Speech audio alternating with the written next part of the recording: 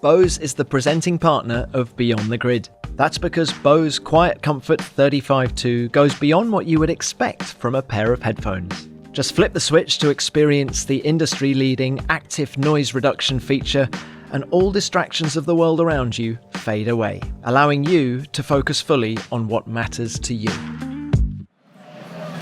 Hi, I'm Mark Webber and you're listening to Beyond the Grid.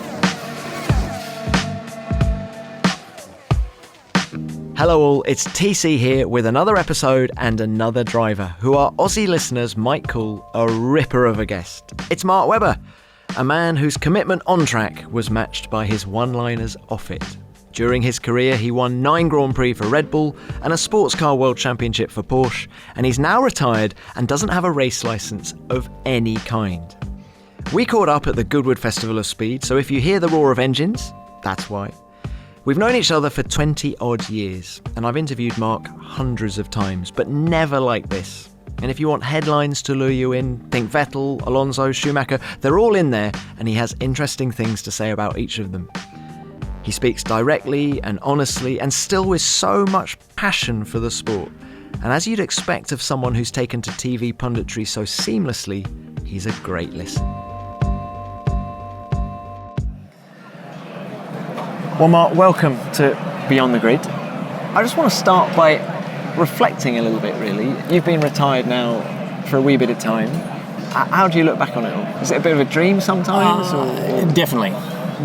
I think, when you get older, I think you get more secure in a way. You get more, less tolerant of things that could have been trivial in the past and aren't so trivial now. So things that might have been a bit of a beat up, whether it's professionally, personally, I think you hopefully get a little bit more mature, which racing drivers are quite late on that in many ways, or can be. It's amazing how fast it goes, which is obviously everyone knows that, how quickly time goes, but also I feel like actually a pretty different person to when as the competitor I was. Like I do see it nearly in sort of two halves. How have you changed? Much more relaxed, much more, I suppose, open and just, I want to use a better word than selfish, but in terms of driven and all those things, which I've still got traits of those, no question about it, but in terms of when I was racing, I believe that I was on this one-way journey to maximise my potential and get everything I could out of myself. I'd come a long way from Australia. I'd invested so much of the level of talent that I had, I suppose, and the graft and the currents that I put towards myself at getting better. And the people around me as well had been sensational, from my immediate family through to Anne. So you sort of feel that it is absolutely now or never often in car racing, and especially as it's a big individual sport. So I felt that was pivotal for me to do that, because there were sections of my profession that didn't come natural to me, like being fast sometimes. Like I was reasonably fast. I was fast, but I just when you get to the last few guys, obviously when we're talking about Seb and Lewis and Fernando and Michael and JB, and I was so happy to have hung out with that generation of driver, because they took me to a point that I probably never would have went to myself. So to close all that off, I was not the best multitasker, so socially and sort of having the brackets of actually having good nights out and I was actually very narrow when I was competing, because I just saw it as I wanted to race as long as I possibly could, because I love that. I loved the competition. I was a competitor. I loved competing. I actually was, and I wanted to have that for as long as I could. And I wanted to stop when I felt that I was driving still at a good level, but didn't want to be like an old boxer that felt like, oh, here we go, and we're going to go back down through the grid, which I did on the way up. I don't want to do that on the way back down. My last Grand Prix, I finished on the podium with Fernando and Sebastian. I got the fastest lap of the race in Brazil, and that was a really nice way to finish my Grand Prix career. Did some sports car racing, which I loved from a team component wise. And then you're now in this absolutely second chapter of, let's say, in the English way, of one's life, Tom, of one's life. Second chapter. How is normal life by comparison? Do you enjoy life more now than you did as a racing driver? Really tough question. The initial reaction is yes, I do. because inherently you have a lot of pressure to do a job like that, but that's what we love doing. I love the competitive side. I love working with a team. We love surprising the competition. They had something better coming. So there was lots of things which was so rewarding and engaging, and you don't realise when you work with the best how fortunate you were and race against the best and work in such an incredible industry like Formula One is and was still. Then you come out of that and all those disciplines and standards going into, let's call it Civvy Street to a degree, can be challenging, but naturally you still try and surround yourself with those type of people in whatever walks of life you do when you finish, which I have. I've got the sport continues to give for me. I've got great people and partners around me since I've stopped racing. That took planning and effort. That doesn't come to you. Of course, you've got to work hard at that. But I'm enjoying the personal side is unquestionably better. Unquestionably better. The professional side, I miss parts of my profession. I do, but I get frustrated as hell that I know that I'm not going to be able to do what I used to be able to do, and you just have to let it go. I've got a good friend, Pat Rafter, tennis player. He said, "Mate, it's called fucking reality." That's how it is. You cannot drive a Monaco Grand Prix and get pole when you're 43 or 40. It hasn't been done. Well, in the modern generation, in the last sort of 15 years, because you don't get any better. It gets harder. And one of my biggest heroes, look at Valentino Rossi right now. We all love Valentino, but he can race. His experience is just hanging him in there on Sunday afternoons, but out and outright speed, he's not there. As it once was. He knows that. He's got to be crafty with the chess set now. And to hang with Marquez on one lap is not possible. So you see it over and over and over again in sport. And you said you've got to let go. Is it true that you don't even have a race license now? Yeah, I don't. I mean, that's letting go to an extreme, isn't it? It's amazing how even things like wearing racing suits, wearing helmets, if I can get away with that, I do. I don't even. I've nearly gone that far detached from. Look, I like driving fast. Don't get me wrong. I like if you've got a buggy on a farm, acreage, bit of fun, buggies, dirt bikes. Look, throttle in my hand, a bit of. I have got petrol in my veins. There's no question about that. But I just feel this huge departure from racing in Formula One is extremely, extremely hard to replace, and I want to try and keep that in the bank for as long as possible, in a way. Porsche have asked me so many times, what about driving the GT car? Not really, no. I don't really want to, because there's people who can do a job in it, and I'm just going to be frustrated how early I've got to brake, how long I've got to wait till I get back on the throttle, and how slow the lap time's going to be. You were an intense racing driver. Fair comment? Absolutely, yeah. Which I've just said pretty much. Yeah. I was pretty and do you think you would, if you'd been less intense, you might have been a better racing driver? Did you try and force the door open sometimes when it just didn't want to open? And yeah, I think that probably one of my biggest weaknesses was I was intense, but and that's right, that is a really good word for me, I suppose. But in terms of, I believed I could do the job. I did believe I could do a very, very, very good job. And sometimes, and it's a horrible word in motorsport and a horrible word in most professional sports, but if the old she'll be right mentality, like certain she'll be rights, like there were certain briefings or certain things, it's like, should I prep a bit more on that? Should I do a bit more prep on that? No, I'll cover that off tomorrow. I'll be fine.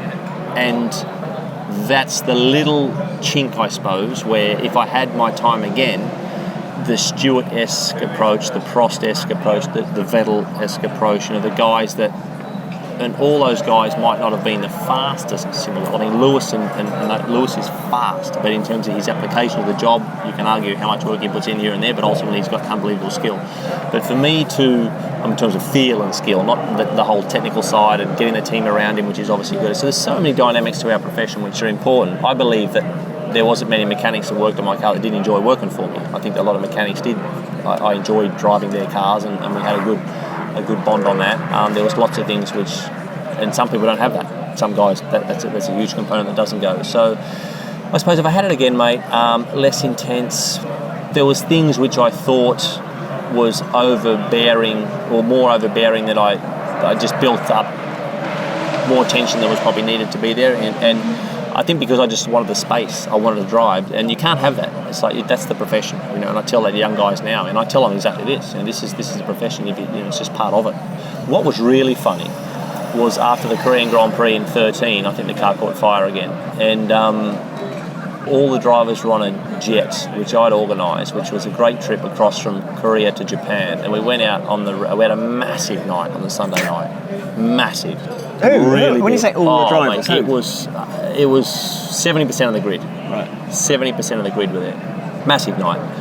And we were all dusty on Monday, to say the least. When Monday off, we decided so back down to there was probably about 6 or 7 of them again. On Tuesday night we went again. This is my last year in F1. You knew at this point that you were quitting? Yeah, absolutely. Yeah, the announcement was out. But talking about your intense scenario, so I had 2 massive benders, and I qualified on pole to Suzuka on Saturday.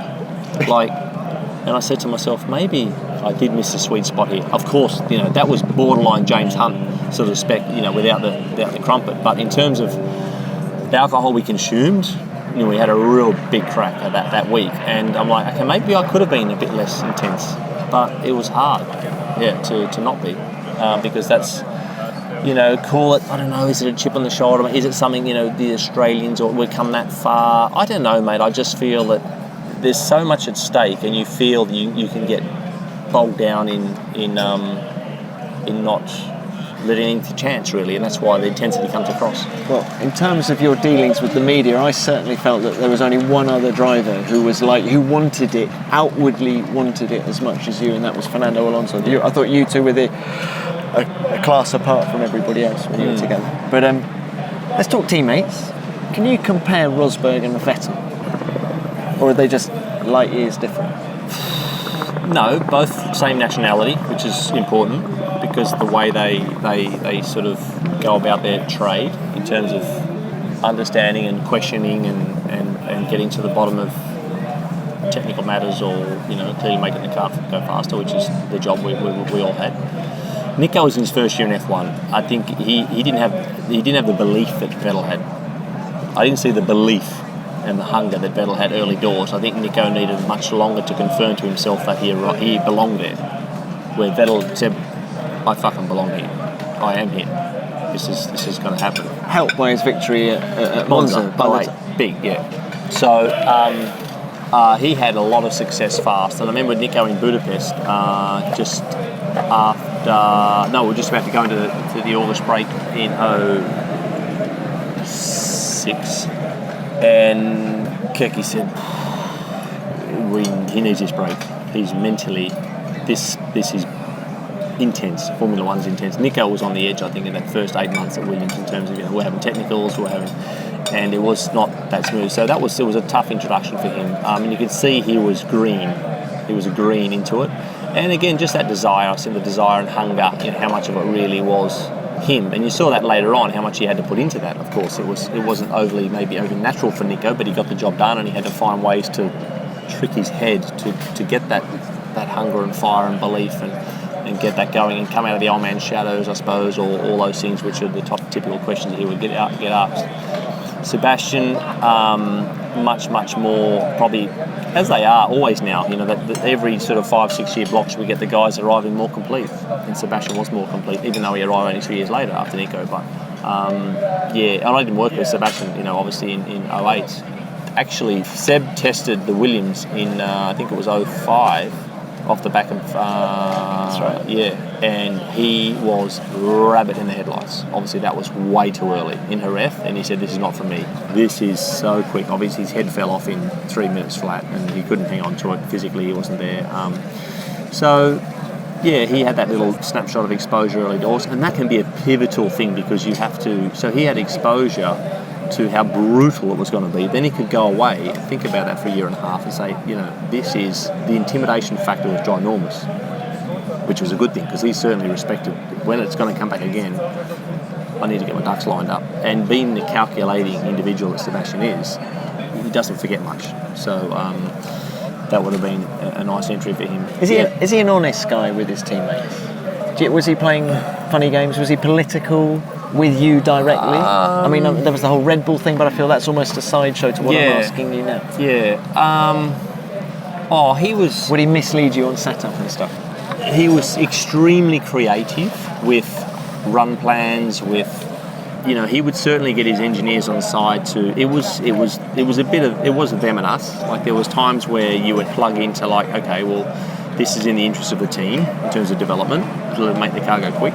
It was a different... It wasn't as open as it could be. And you know what? I'm cool with that. Because, we were the same pretty much on the other side, and that's what drove you both on to get the best out of what it was. And that was up to then the management, as you say, the next level up to try and, massage that together, which was no mean task. We've seen so many times that just often ends in tears, which, not only engineering, dynamics, the team, the wall between the teams, the plural, I say teams within the team, which can be a disaster to manage. So, he had flashes of a meltdown. Sebastian has had those and does have those. So I think he has a plan. And often these meltdowns are around scenarios where it's outside a normal routine of a Grand Prix. I mean, a race, so safety cars. Right. Yeah. Fuji 07. Yeah. That would come under this particular list, wouldn't it? Yeah. And relations didn't get off to a great start, let's face it. No. I remember you in the media talking, I can't remember the quote, was it? Kids, damn kids coming in. Well, that was a bizarre one. I mean, Lewis was really at fault to a degree until he was yo-yoing around. I think McLaren had some different brake material, and it was a cold day, it was raining, it was a disgusting Grand Prix. I had food poisoning on the day, I was feeling pretty rough. In Australia, we call that low as shark shit, so that's pretty low, pretty on average. And we got through so much of the difficult part of the Grand Prix, all the aquaplaning. I mean, there was still... But Fernando shunted, which was rare. There was a lot of... tricky moments throughout that race. There was podium for sure, which was unheard of. A Red Bull and a Taurus on the podium together, like this was like, it'd never been done before. And I'd put up a sign, Lewis, in the last sector there, saying, mate, the gap to the safety car is ginormous. Like, basically, I was looking at him saying, mate, you need to, like, come on, the lights are still on. It's not like we're doing a restart. We're still under safety car conditions, and he was pulling a long way back and mucking around. So I put up beside him. Next minute, boom, on the safety car, just absolutely harpooned the back of me, and Sebastian and I went out. I know Seb was bawling his eyes out after that. He was shattered. So that happened. Abu Dhabi, he's been off behind the safety car, hitting DRS boards. We saw it at Azerbaijan. So it's amazing how he's this maximum intense, focus and concentration that he can do, and winning off pole off the front, breaking the DRS back in the day. I mean, that was his signature punch. He was deadly with that. But as soon as there was another connotation in there, it became a little bit more tricky. And the other one was interesting in terms of my qualifying record against him when it was 1 or 2 time laps in Q3. Is it 1 lap or 2 laps? I hated that. He hated that because it wasn't bang, bang, German, like, what's clear? Is it clear or is it not clear? It's still a little bit open. Are the tyres going to be ready on the first lap? Maybe we'll do 2. Is it going to be 1 time and then we'll do, or 2 times, then we'll do 1 time? And he often hated that. So it's amazing how there was chinks. Also, his in-laps, braking for the pit lane limiter, poor. I would smash him. Every time. You would brake later? Every time. He was always building up to where I would go to. Yeah, but did you get a bit of a cricket score in terms of fines or not? No. I'm talking braking to the line. But you didn't get done for speeding? No, never on the entry. But he was very poor at judging that braking distance away from... How can you guys be so good?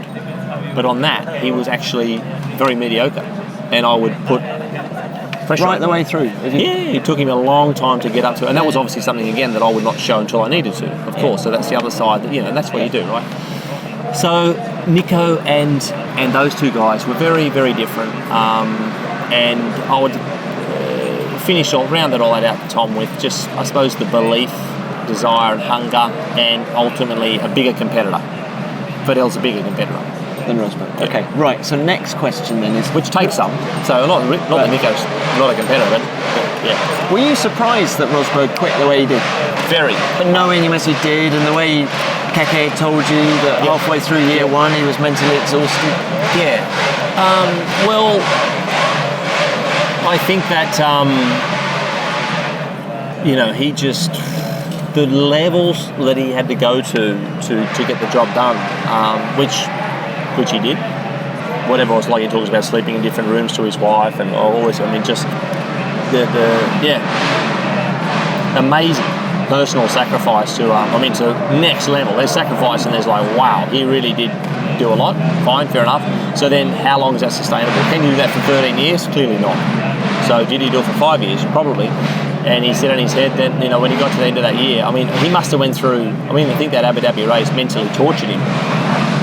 He openly says that. So mentally it was torture. And with Lewis backing him up. He didn't want to go through that again. Yeah. So that was a serious amount of medication that Lewis dished out there. And I think that he stopped too young. Nico should have kept racing. But there's only one person who can make that call. And that's him. Okay. Who was the best driver you ever raced against? Raced against Sunday afternoons, I would probably say Fernando. Extremely creative, mixed it up, whether in offense or defense, whether you were trying to get the job done on him, always mixing it up in front, like just moving his, what we call, the disturbed air. So, you could not get your wing in clean air behind him because he was always mixing it up. And then when we had curves on top of that, he was very good at moving that round. So you could never settle on behind him, really. It was quite a good battle, and he never gave up. Like Fernando, I cannot even count when he locked up and missed an apex in front of me. Like if he had an easy pass. Like you never had, when you did that. So he was Fernando Alonso on Sunday afternoons. I don't, if he's done 2 or 3 wings in his whole career, incredible record. He is a brilliant racing driver. Over 1 lap, there's better. Over managing the whole teams in terms of getting the whole team, with your Superman cape on and we're going to go and do this, there could be better. But when it comes to just plug and play, Sunday afternoons, exceptional. Obviously, I had a few battles with Michael. Again, that was intense. But you never knew if there might have been your cheap shot here and there. There was very rarely a cheap shot from Fernando. Well, talking of cheap shots, Monaco 2.6. Yeah, you were very outspoken about that at the time. Outrageous. Even now, to do that, 12 years on, to do that to your colleagues, I think that that was a real slap in the face for us. That it was Kimi, Fernando, and myself sort of trying to get that last, when Michael had fasted the last few rows sorted out of Monaco there. And you just ask yourself the question, why? And just how sharp he is. If he drops 2/10 of the half chicane and then he's got tobacco and swimming pool, and it's like, okay, so there's somewhere in there he's going to do some choreography to fuck this session. Which Monaco, always your last sets are quicker. Your last set of tyres are generally going to go faster, which Michael knew that he dropped the ball on that. But and I went to see him in Silverstone a few weeks later. I said, went to Sabine. I said, I'd love to talk to Michael, which we did. Michael was great. I went to see him. He said, look, sometimes you go down a road that you can't turn back out. I said, well, we need to tell that to all the guys. We need to talk to the GPA. So that was him holding his hand up? Yeah. I knew what I was doing, Mark. Yeah. And I knew I was screwing you over, and I said to him, you didn't even crash the car because you didn't get the mechanics. You didn't even, so you could see the whole thing was executed with a bit of hesitation. And educated eye, oh my God, mate, this is just, So, and I just said to him in that meeting, Michael, why, Michael, why? You're so gifted. I've often used it, mate, like I said, paranoid perfection. Yeah. That was Michael. This doesn't seem like a silly question, but did you like him as a person? Given what you just said. I never got that close to Michael. I have very good friends of mine that loved being with Michael, and he had unbelievable great qualities. There's no question about it. Michael Schumacher, he has great qualities. He was a colossal individual for our sport. He was on his own. Schumacher, the name in Formula One, there was no one else. Mika was racing with the DC was racing, but Michael Schumacher globally, unbelievable what he meant for our sport, and Ferrari and the whole juggernaut. He was massive. So for him to let his guard down with the odd competitor, or especially individuals or media, not easy. So you have to appreciate that. But he, I think he had a lot of sensational qualities. Unfortunately, when the helmet is on, obviously sometimes his judgments were poor. We saw that, and the whole thing, why? Why Adelaide? Why Jerez? Why Monaco? Why bits and bobs? Why Rubens at Budapest? Why? Every now and again, it's just we would all love to have raised those out and be the Federer. But Federer is different. It's a different sport. Roger is what he is. But Michael is in that, in terms of trophy cabinet, in terms of sheer reinventing himself, did a very, very good job. You're saying, can you not be Federer in our sport? You just wouldn't make it. You just wouldn't find Who success. has been the close? Jackie Stewart was Federer, wasn't it? Yeah. Jackie Stewart was Federer. Yeah. Was Prost? Was Senna? No. I don't think they were Federer, because it is hard. There's a lot of technical, when I talk about team harmony and inertia and momentum around you getting that on board. What does that mean? Do you have to use the media sometimes? Absolutely. Hitting a tennis ball didn't involve that, and I'm not belittling. I mean, I love my tennis mate, as you know. Federer's an icon of modern day sport, but our sport, and you can't get close.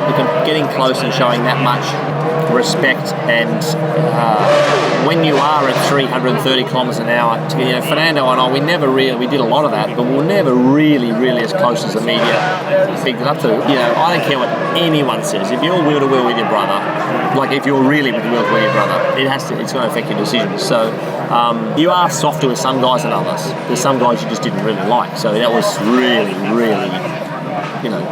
you would really give it a hard time. You said that you and Fernando perhaps weren't as close as the media made you out to be. But there were, tell me if I'm wrong, a couple of times when you really could have been closer. The first of those was Renault. Yeah. Talk us through why you chose to go to Williams ahead of Renault, and that does that really suck when you look back? It was a stuff up, big stuff up, and Flavio was like, Renault had not won any races at that point, so it's interesting to say, like, Williams had just 03, 04 been pretty competitive. Renault were like just trying to come through. So when we got to Melbourne, we said that was a poor decision, because you knew immediately. Fisichella won the race. But Giancarlo won, and you knew that Williams weren't going to close the gap. And I knew in Valencia, we went there, and the amount of fuel we were taking out of the car because how slow the car was. Like we were like trying to be quick, and Williams were losing sponsors, and it's like, oh my god! I remember ringing Dad up at the back of the garage, going, Dad, we're in a world of pain here, world of pain. And that was coming from a harmonious yet not overly structured, disciplined Jaguar setup in terms of, we were still, clearly finding their way, and obviously Red Bull bought them out. But so what was the screw-ups there? The screw-ups was emotionally, wanted to drive for Frank and Patrick. Very excited about that. Why? Just because I should have went for I should have listened to Flavio at that time, saying that we've got to give this a go. But why Williams? Why the attraction to Williams? Was it a Alan Jones thing, an Aussie thing? A little bit of that, a little bit of they did a good pitch, I suppose. You look at it like that. It was like, yeah, we're gonna do this, we're gonna do that. And at the end of the day, it didn't work out like that. And so that was a screw up. And it wasn't even better conditions. I had better conditions at Renault as well. So it was no good story, mate. Any of it. Well, that was the first time. And then, tell me if I'm wrong, was there another time when you could have been Ferrari, in red? Yeah. Tell us about that. Yeah. Why didn't that? So off the back of around that Singapore 09 race, which was obviously an interesting evening, to say the least, there was a lot of pressure on Flavio's drivers, and Fernando and I stayed with Flavio through a lot of that. There was immense pressure from the FIA and from Max, and obviously, Flavio got moved on, but in terms of, the drivers around him, and Flavio saw a bit of loyalty on that. Obviously, I was furious with what happened, but he still saw some loyalty on my side in terms of, going forward. And he said that I would love, before you finish racing, we've got to get a Ferrari drive. And your reaction to that? Brilliant. Absolutely. But I mean, like every other racing driver, the lure of Ferrari was there for you as well. As strong as it was to go to Frank and Patrick. I'd love to do that. I'd love to do. Bigger than probably any situation I've been in. But also the loyalty factor to Dietrich was ginormous. Because Dietrich has been and still is to this day a great guy for me. Been brilliant. I've learnt a lot off Dietrich. So last year started to get a bit of momentum. It was around 11 Monaco. Renters 11 at Monaco, and they were keen on some Red Bull staff, obviously, so they're trying to get some Red Bull people to come as well. One in particular? Well, Peter Prodromou was in the crosshairs. He was an aerodynamic guy that was doing the front wings at the time for Red Bull. Still is, I think he's at McLaren now. So there's a couple of guys I were interested in. I think also Ferrari were looking to even have potentially a bit of an aerodynamic / wind tunnel set up in the UK at the time. So they wanted some HR, some reinforcements on the personnel side, and I said, look, I'm out of contract with Red Bull. I'd love to go to Ferrari. Fernando's there, fine, whatever. Was it going to be number 2? It looked pretty solid, like it was going to be a number 2. But I thought, okay, Ferrari's tough to say no. I'm definitely probably going to win some races with Ferrari, even if you're a straight number 2. I could win some races. But there was nothing in the contract that was spoke about being number 2 status. So what made you think it was going to be? Well, obviously Fernando's been. There's no way in a million years if we had the best car. Fernando being there for 3 or 4 years, you're going to win the championship. Fernando, like it's a bit like, I suppose, now with Seb, like the work that's gone out at Ferrari. He's going to be the only guy that's going to win the championship if it's going to happen, right? So we agreed. Figures were there, it was all good, it was all sweet, and then what they changed their tune on was it wasn't 2 years fixed, it was 1-on-1, so option on the second year. So I'm not happy about that. Neither was Flavio. So around Canada time, I started to get a little bit. My gut was like, I don't know how hungry they are. Luca Montezemolo wanted me to go and see him personally in Italy, very short notice, which Flavio said no. Mark, doesn't need to. There's nothing complicated about this, Luca. Just sign the contract as it is. So you were dealing with Luca Montezemolo, not Stefano Domenicali? Initially, Stefano in Monaco. We had meetings on the boat, and then Luca and Flavio were dealing with it. And then I think that Bernie, Dietrich, Christian all started to get a bit of wind of it, and then it all started to shut down. Now, I don't know if that was because Seb was going there, I don't know if because it was Robert going there. There was lots of connotations at the time about it, because that seat was quite... Fernando was obviously, as he is, trying to get these people in place. And I was part of the agenda, clearly, about bringing lap time to all Ferrari. Okay, I can bring some Red Bull IP, in my own mind, head, my IP in terms of that. And a big thing for me was, I was like, Flavio, I need to sit in the car before we sign this contract, because I'm worried if I won't fit in it, because I know it's very small. It was a big topic for me. No, it'll be okay. So I'm very nervous about that. It's fine for him to say that. Let's just get it done, we'll sort it out later. Which, probably a bit of truth in that, in terms of once you got the contract done, then they'll have to sort it out, because they're going to change the car. It's their problem, not yours, Anyway, very, very quickly, Red Bull started to get a bit more intense, and the Ferrari thing was, I said, I don't want to be sitting here in Monaco in 6 months' time going that the option's not going to be renewed for whatever reason. And at that time, Porsche was starting to come on the scene at 12, and around that 12 period as well, so I was like, I could either have potentially 15 years with Porsche, or 1 year with Ferrari, or whatever. I was trying to look at all connotations. So it was actually the Porsche thing that stopped you taking it, rather than the Red Bull thing in a way. There was a few things. There was the 1+1, which wasn't good. I was happy with the conditions. I was very keen to drive for Maranello, no question about it. I saw Jack in Melbourne, I think it was one of Jack. He said, if you drive for these, I'll be pissed off. So Jack was furious. Why? Furious. He said, I spent my whole life trying to beat these bastards. Right, yeah. Why are you going to drive for them? Jack was not happy about it. Porsche, a lot of different little topics in there, saying, okay, well, I just don't think this is right. And I drove for Red Bull for 2 more years. I don't regret the Ferrari call at all. I think the Red Bull exit / depart. Still, I've never been closer to Red Bull.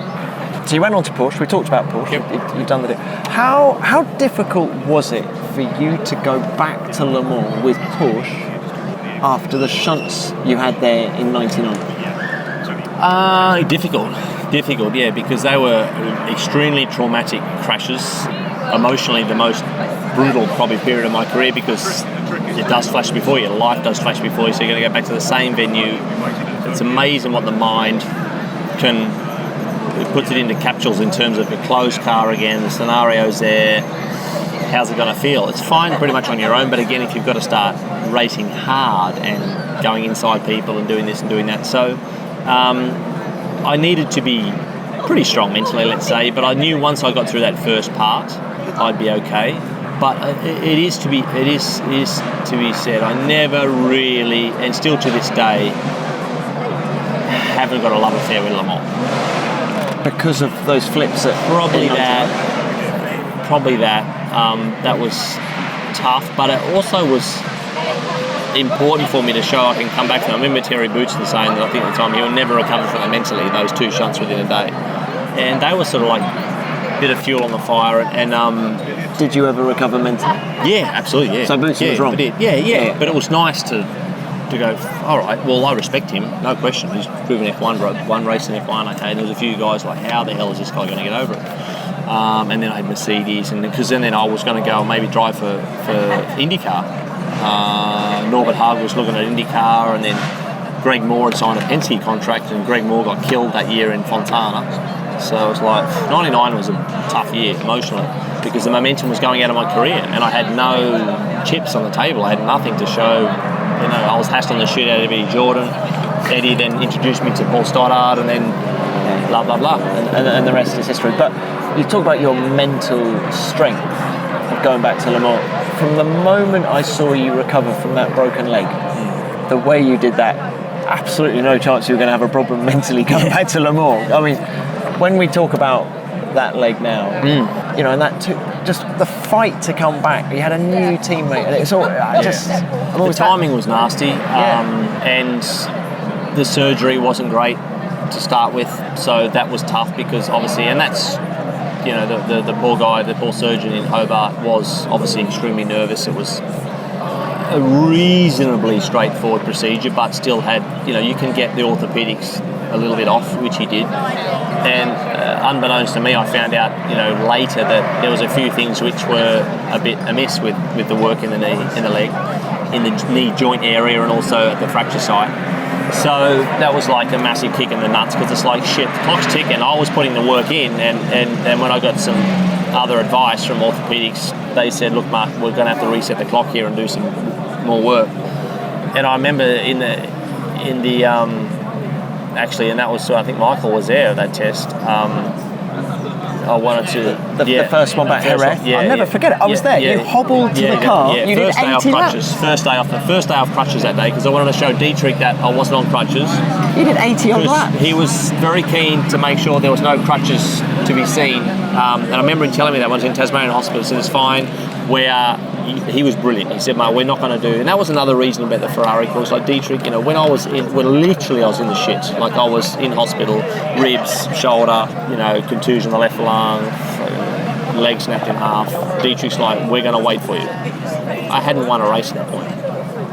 Good, brilliant quality. So, and then I remember I had a bit of orthopedic work about a week before I went to the test, and I said to the surgeon, Dave Hahn, I said, Dave, mate, we have so screwed this up, mate. I'm in so much pain now. Why am I in so much pain? He goes, beautiful. Exactly what I wanted to hear. He said, the fracture site now it's starting to dynamite, starting to heal, because the way I was set up before, it was never going to heal for yourself. So I was like, oh my God, like the pain in my leg. He said, yep, I know. And I remember getting these tablets when I was in, I was moved to 2 different hospitals, and I'm jumping around a bit here, mate, but anyway, I was in Tasmania for a week, and then I went to another hospital for a week in Victoria, at Vimy House. The AFL guys put me in, which was a great setup. I woke up one night, and the leg was just massive, swollen, just pressure on it, temperature, and I said to the nurse, I need some pain relief, because I was very, very low on the morphine. Just trying to be, just tough it out. You know, I don't need all this chemicals and help. But this one night I was in misery, and she gave me these tablets called Endone, which people will know, a lot of the listeners will know what Endone is. Very powerful. And I thought to myself, shit, I'm going to keep some of these for when I've got to get back in the car. And then I asked the doctors, so I remember the name, and obviously still to this day, because it was a magic medication, pills, because it was so powerful. And obviously you got to get the dosage right, because crack addicts, I think, have this stuff crushed down, right? So it's a bloody serious potion. And they said, there's no way you're going in a Grand Prix car have this medication. Oh, okay. So I didn't do that, because it was obviously pretty powerful. But yeah, and also, mate, so I got to the car, the middle of my shin bone was just was like on fire, and sharp pain in the middle of that front shin there. And Dietrich was in the garage, Helmut was in the garage, all the mechanics were nervous because they just see me. I was a I wasn't normal Mark. You could see I was, but I had to do this, and I didn't want to disrupt the program. New car, and normally we'd time the pit exit so the red light would go at the end of the day, and we would go onto the track so the red light would go off to green as we're going down the pit lane right on 9 o'clock. And I was so keen to do this lap myself. I want to do the installation of the car with all the mechanics outside my selfishness. They want to do the lap itself. So I drove out, timed, going down, we're at the other end, and a bit of a drive down to the pit exit. The light stayed red. It's red. I'm going, fuck, it needs to go green. And then it didn't go green. It stayed red. And so I stopped. And against all instinct, obviously, you can't go on the track with a red light. I'm like, oh. And then McLaren, Ferrari, all the guys are starting to come out around the car. So very, very quickly, it wasn't about Mark now. I'm like, shit, now the team. Why is this track not going green? It was 9 o'clock on the clock. And then they're like, I'm saying, guys, on the radio going, guys, like, yeah, because I'm experienced enough now, this is not good. And Adrian went mental, because the guys had to pull the car. It was pretty much, we might as well have parked the car in the Ferrari garage. It was a fuck up. And this was it. I don't remember this story. Yeah, I had to bring it all the way back, get it back in. I'm like, oh, this is just not meant to be. I'm in there, my legs on fire, team's furious now, the whole thing's going peak time. Welcome back. Yeah, welcome back. Anyway, the rest of the day was good. And so then we fast forward. Do you feel that the leg slowed you down? No. In any way? A little bit at the start of that year, but it made me really appreciate when you're 100% active that you are so lucky.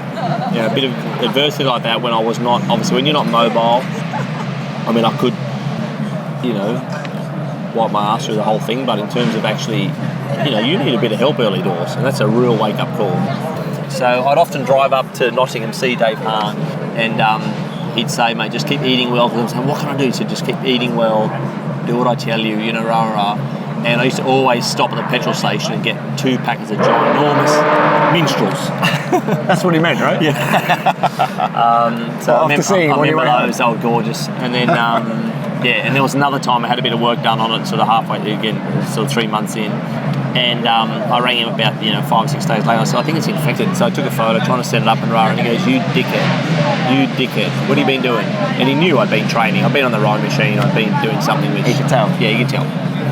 Well, mate, it's the true Aussie grit thing, isn't it? There we go. Hey, is that where the Aussie grit thing came from? The fight that you had to... I think earlier. I think, just because when I left Australia, everyone said 6 months he'll be back. Properly. Most, but Journo, all the experts. Oh yeah, mate, he'll be back. Nah, dreaming. And you just sort of think, well, it's a big responsibility on yourself, on that, just that, I suppose, tenacious hanging in there. Everyone's got levels or standards, right? Like some people, and there's people who've got more tenacity and more tenacious than I am. But in terms of what I had to show, I suppose, it's well known that in 4 wheels, look at the New Zealand strike rate to get in Formula 1. It's not great. Look at the Australian strike. 4 winners in 60, 70 years have we got. Yeah. It's not our best sport to try and pick to be good at. Well, look, let's go back to life after Formula 1 now. It seems a good place to sign out, really. Because the Aussie... you're now a businessman. Is that what we call you? How do you want to... a clothing entrepreneur? What's it called? What's the clothing line called? Aussie Grit Apparel. And as you know, mate, where did that come from? Well, because I think I've always loved the outdoors. I've always been. I'm a country. I have been a country boy. I spent a lot of time in the country growing up in Australia. And those early years, turning professional, I'd often take myself into the snowy mountains in Australia on my own, and obviously, good accommodation. Don't get me wrong, but in terms of I'd train on my own 3 sessions a day, swim, bike, run, or stretch in gym and run, and that was all done outside a gym, if you like. I loved being in that environment. So I thought that I had a wardrobe full of lots of different brands that were doing a good job of each sort of garment here and there. And I thought, well, hang on a second. I think that I've met so many amazing people along the way, phenomenal athletes, phenomenal people, and they've been putting up also with sometimes a bit of mediocrity here and there in terms of, whether it's whatever, skiing or, any of their sort of chosen sports. And motor racing and sort of how we go about it systematically, sort of making things slightly better in every area that you can do. And I thought, well, let's encourage people to continue to play in that space, but give them the gear that they need. So that's one part of modern Mark Webber post-retirement. Media, Yeah. pundit, Yeah. poacher turned gamekeeper. Is that how is Big, that? yeah, well, a little bit. I use small bullets though. I'm not. I'm What, pretty you- soft on the drivers. I'm gonna ask. exactly. You are, are you? Yeah, of Right. course. I don't really have a journalistic bone in my body, to be honest. I'm not If overly. you have an inquisitive mind, same thing. Yeah, that's right. I'm fascinated with getting the best out. I want the drivers to look good in terms of trying to again portray or ask the questions that probably you'd like to be asked yourself when you're racing, but also what are they going through, the emotions of it all. Every weekend has a different dynamic to it. So I remember seeing DC at the end of my career, and he was doing that, and I'm saying, why are you at the racetrack? What are you doing here? Go and do something else. And what's fascinating, that I found myself in a similar position. I'm not doing all the races like David is, but in terms of I've done 10 Grand Prix this year for Channel 4, done a bit for Channel 10 in Australia, and then I see, where I get offers from, obviously back in the Bernie days too. Bernie said, can you do the podiums? Can you start to do more for our sport? Because the relaxation factor and the chemistry obviously is there with the athletes or the people, which is obviously a key component. So I enjoy live TV. I enjoy What bit of it? I enjoy having to deliver a bit. There's a bit of pressure there. You've got to educate the viewers at home, but not in a patronising way, because I've got to ask sometimes the obvious question that I know the answer to. I know the question, sometimes the answer, which is also, is that a bit, mind-numbing? Can be, but you've got to ask it in a way that also the driver knows that I know the answer to the question, which is also a double whammy. So you think, God, that's amazing, that question, but the people at home. So there's interesting parts to that. Yeah. So yeah, there's the TV side. I've never been closer to Red Bull. I do work with them. I do some work with Rolex, and I do a lot of work with Porsche. So Porsche is my biggest workload. I never know. When you're talking about workload, I always think in Formula One, it's sort of the currency that a lot of people understand is number of flights. Are you making as many flights now, post-career, as you were as a racing driver? Probably close, but much shorter flights, because I'm obviously bouncing around a lot within Europe. So long haul is definitely a lot less long haul. But yeah, I've certainly done the 15 to 18 flights per month in some months since I've stopped. I've done. I'm not talking about the heli, by the way. Yeah, no heli. That's not flights. That's fun. But yeah, it's this evolves, and the balance between letting that, like we said at the top of the interview, the sort of the old Mark Webber, letting that slowly go and accepting the new part, and family, friends. Like, I'd spend time with family and friends while I was racing. I was there physically, but mentally I wasn't there because I was so distracted with my profession, which was poor form from me, but that's just the way it was. Because Did you realise that at the time? Yeah, but I could, absolutely. But I couldn't compartmentalise it that well, just because I needed to, like I say, back to that word, intense. Yeah. And I was. All right, and final thoughts. Do you think Formula One is in a good place at the minute? I mean, it's such a crucial time now in terms of the 2021 regulations and things. I think if you were the man motorsport doing it, motorsport is in an interesting place right now. We've got this, what is accepted that's risk, that's gladiatorial. That's always been a key component for me for racing. People have to be able to watch something that other people can't do. Were you pro or anti-halo? I was anti-halo, but I mean, also I don't, it's natural that, like they've always said, well, drivers had open face helmets for a long time, then they went to full face helmets. Well, did they not like those? Of course they didn't. For a while, then it's like, of course we need full face helmets now, because we're doing, you can't drive with an open face helmet at, 220 mile an hour. I mean, they did, but it was like, there was. Yeah. Is motorsport still relevant? That's a topic, because racing drivers, I'd be fascinated to go to the DVLA and say, the license, the waterline on license age in terms of appetite for driver's license. What's that done in the last 50 or 60 years? I reckon it's definitely decreased, because would have decreased, and also people are less, especially males. I mean, I'm splitting it a bit here, but in terms of saying males to get a road license, I mean, that was just massive. So good to get your road license. I mean, brilliant. Freedom. Yeah, but now, I don't know, is it still like that? Where's it all going? Because we've got these other stimulations tricking our minds through the screen, because our eyeballs are looking at other things now, and it's this thing that our mind is being stimulated in different ways. So we've got to be careful we don't give the drivers too much access to the fans. They need to be still, maybe not far as Bernie had it, but I think the drivers are getting nearly too familiar with the people. It's too trivial. It's too... The process The of access. meeting a driver. Just social media, interviews, the way it is, the way we are presenting the drivers now is too familiar. And people lose a little bit of that stardust. You've got to be very careful with that. Roger Federer, again, he's approachable, but at competition time, no, he's not approachable because he's got a job to do. Is he doing interviews before Wimbledon? No, he's fucking not. So that's what we've got to be careful of. We were talking about who is the Roger Federer of Formula 1. I think I'm looking at him. No. Without the trophy cabinet. But it's, you know what I mean? That's No, but the way you went about it, you must be proud. Listen, you must be proud, Mark, of the way you went about it. Very. I am very, because... Roger. Yeah. Very. All the trophies are real. In terms of, I felt that I got those correctly and I went about it the right way. And so that gives you good substance, yeah. Great talking to you. No worries, mate. Thanks, Mark. Cheers.